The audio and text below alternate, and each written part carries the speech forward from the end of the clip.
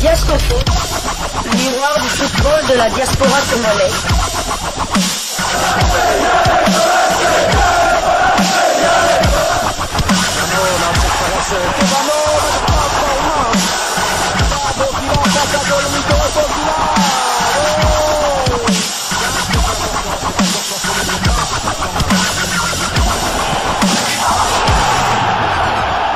Diasco Foot, le miroir du football de la diaspora congolaise.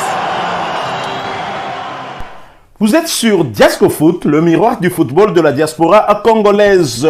Tout le plaisir est pour nous de vous savoir très nombreux en train de suivre votre chaîne YouTube dédiée uniquement aux footballeurs de la diaspora congolaise. Et pour le numéro d'aujourd'hui, nous voulons partager avec vous les quelques informations que nous avons pu récolter concernant en tout cas certains de nos internationaux ou des binationaux en tout cas qui font partie des footballeurs de la diaspora congolaise. Et pour le numéro d'aujourd'hui, nous allons le débuter en rapport avec les barrages de la Coupe du Monde Qatar 2022. Et cette double confrontation qui attend les léopards de la République démocratique du Congo contre les lions de l'Atlas du Maroc. Le rendez-vous, c'est déjà pour le 25 mars prochain ici à Kinshasa, puis 4 jours plus tard au Maroc. Et c'est à l'issue de ces 180 minutes que l'on saura lequel des deux pays pourra représenter l'Afrique pour la prochaine Coupe du Monde qui va se jouer au Qatar 2022. Alors, bonne nouvelle pour les léopards de la République démocratique du Congo. L'international congolais Samuel Mutusami est de retour à l'entraînement, sorti sur blessure face à Strasbourg lors de la 23e journée de Ligue 1, championnat de première division française. Samuel Mutusami a été écarté des terrains pendant plus de 2 semaines. Le milieu défensif congolais qui avait repris la course il y a quelques jours a participé à son premier entraînement avec le groupe depuis sa blessure. Il pourrait éventuellement faire partie du groupe qui va se déplacer du côté de Metz le week-end prochain. Alors Samuel Mutusami qui reste quand même un élément majeur du dispositif de Hector Roll Cooper. On l'a vu le titulariser à plusieurs reprises dans les différentes rencontres disputées par les léopards de la République démocratique du Congo dans le cadre justement des éliminatoires de la Coupe du Monde Qatar 2022, et son retour va faire beaucoup de bien à ce staff technique qui compte sur ce joueur. Et dans l'entretemps, faut le rappeler également que du côté du FC Nantes, avec Antoine Camboiré comme entraîneur, depuis son retour de l'équipe nationale de la République démocratique du Congo, un constat est que l'international congolais a été finalement titularisé aussi du côté de Nantes. Il a glané donc de temps de jeu, et ce qui lui permet de se montrer un peu plus performant et donc capable de pouvoir apporter cette aide dont a besoin l'équipe nationale de la République démocratique du Congo. Alors nous allons quitter la France et Samuel Mutusami, cette bonne nouvelle, mais nous allons partager aussi une autre bonne nouvelle en direction de là où nous nous dirigeons bien sûr vers le Maroc où une autre bonne nouvelle nous attend. Un autre léopard, un international congolais qui avait été également blessé, a repris aussi avec les entraînements. En effet, au Maroc, c'est la reprise pour Fabrice Ngoma Aluamba.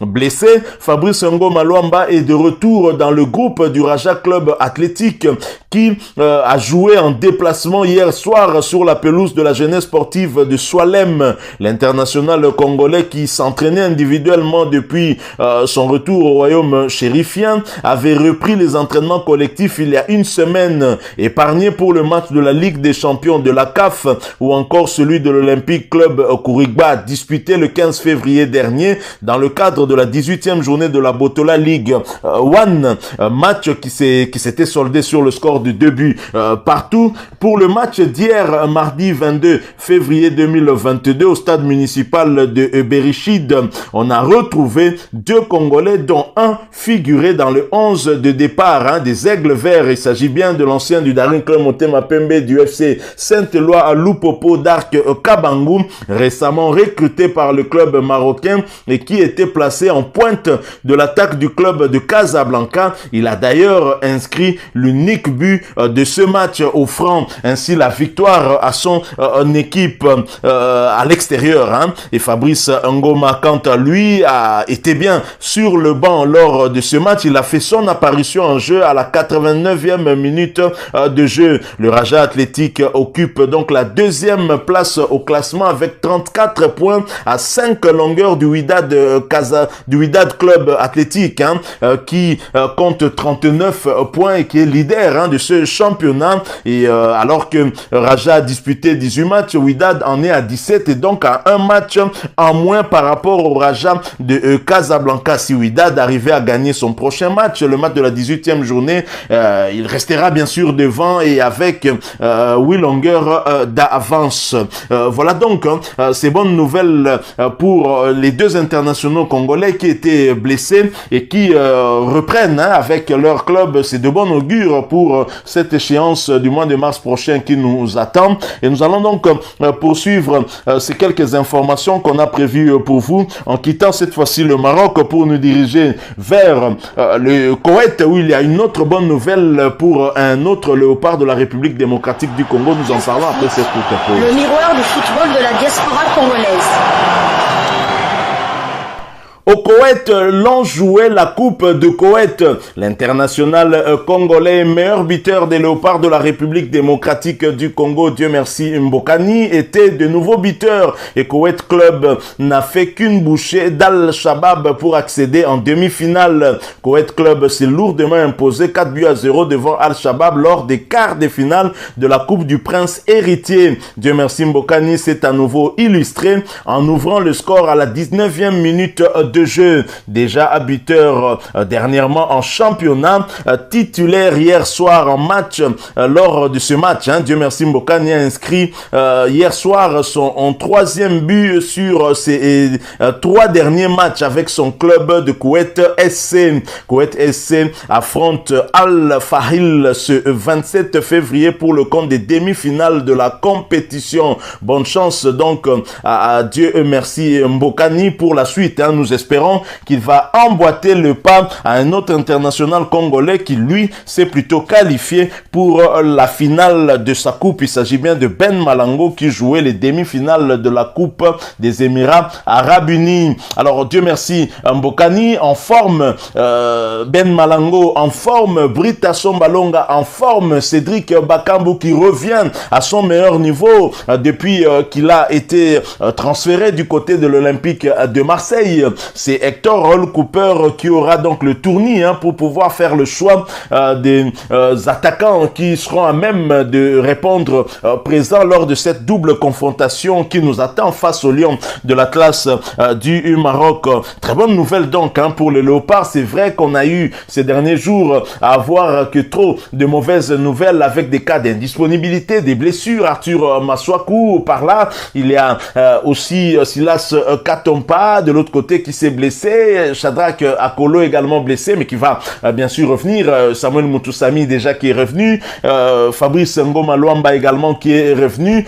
Des bonnes nouvelles quand même après ces quelques mauvaises nouvelles que le public sportif congolais a dû endurer. Alors nous poursuivons ces quelques informations en chutant cette fois-ci du côté de la Russie. Nous quittons donc le Koweït, allons en Russie, non pas pour parler crise ukrainienne, mais pour rester toujours dans le domaine qui nous intéresse, le football, et pour parler plus précisément des footballeurs de la diaspora congolaise. Ici, nous allons parler mercato, nous allons parler transfert. Bolingoli Mbombo va se ressourcer du côté de la Russie, au pays cher à Vladimir Poutine, celui dont on parle ces derniers temps. Bolingoli Mbombo est prêté jusqu'à la fin de la saison au sein de la formation du FA FC, une formation qui joue en première division russe. Il arrive en provenance de l'Écosse, du Celtic Glasgow, actuel leader du championnat écossais de première division. L'arrière latéral gauche congolais arrive pour se relancer, lui qui a perdu sa place au sein de la formation écossaise depuis la saison dernière à cause surtout des soucis extrasportifs qui lui ont fait perdre la confiance du staff technique. Âgé maintenant de 26 ans, le joueur formé à Bruges en Belgique n'avait disputé que 2 petits matchs cette saison et à l'occasion, il a donc cette fois l'occasion de faire éclore tout son talent. Il va apporter très certainement son expérience à cette formation qui se bat pour ne pas être relégué. Donc voilà une nouvelle qui va donc mettre un terme à ces quelques informations que nous avons voulu partager avec vous, parce que vous devez d'être informés surtout des performances de nos internationaux qui évoluent dans la diaspora congolaise, parce que c'est la spécialité de notre chaîne YouTube DiascoFoot, parce que c'est le miroir du football de la diaspora congolaise. Ici, nous partageons également avec vous l'actualité concernant certains de nos binationaux susceptibles demain de porter les couleurs de la République démocratique du Congo. Alors, si vous avez aimé ce sujet, laissez-nous un maximum de likes, mais surtout partagez avec nous aussi votre opinion en nous la laissant à travers un commentaire. Vous êtes nouveau ou ancien, que vous ne vous êtes pas encore abonné, n'hésitez pas, abonnez-vous sur cette chaîne DiascoFoot, parce que c'est le miroir du football de la diaspora congolaise. Et n'oubliez pas d'activer la petite cloche de notification, elle apparaîtra une fois que vous vous serez abonné. Encore une fois, merci à vous. Nous espérons vous retrouver très bientôt avec un autre sujet concernant nos footballeurs de la diaspora congolaise. En attendant, portez-vous bien et DiascoFoot vous dit au revoir.